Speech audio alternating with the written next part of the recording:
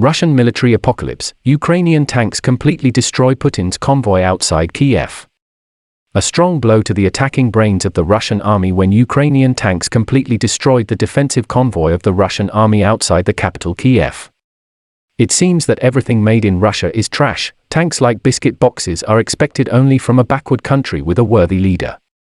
This is the first time that footage has emerged of a Ukrainian tank ramming a column of Russian armored vehicles near the Ukrainian capital Kyiv. And it's really real. Just outside Kyiv, Ukraine, a T-64 tank was videotaped firing multiple rounds at Russian vehicles.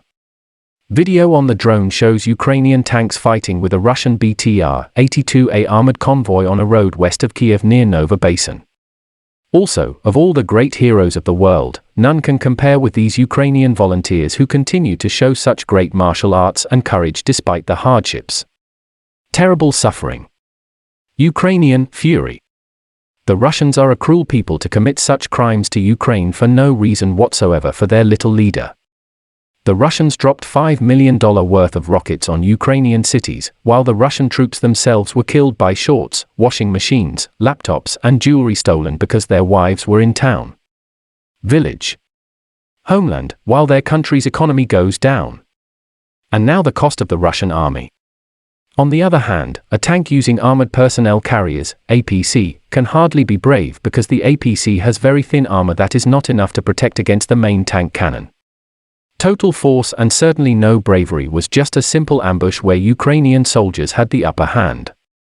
A request from Ukrainian President Volodymyr Zelensky for fighter jets and tanks in the fight against Russia has been met with resistance from NATO partners concerned about the situation.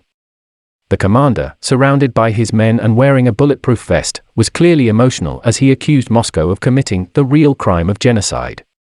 Zelensky will give all the evidence to the international world during the Security Council meeting, according to Deputy Chief of Staff to the President of Ukraine, Ilya Jovkva.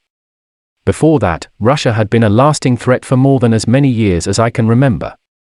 If that is my decision, once submitted, it should be divided into smaller areas, each of which sign the treaty never to rearm as Germany did after the Second World War, and each side became a member of the Soviet Union. NATO member.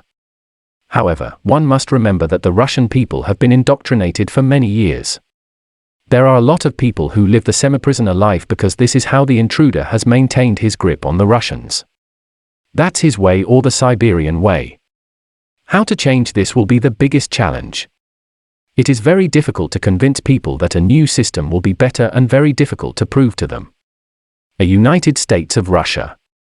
But you still come back to any person who made the final decision. This in my mind is where things started to go wrong.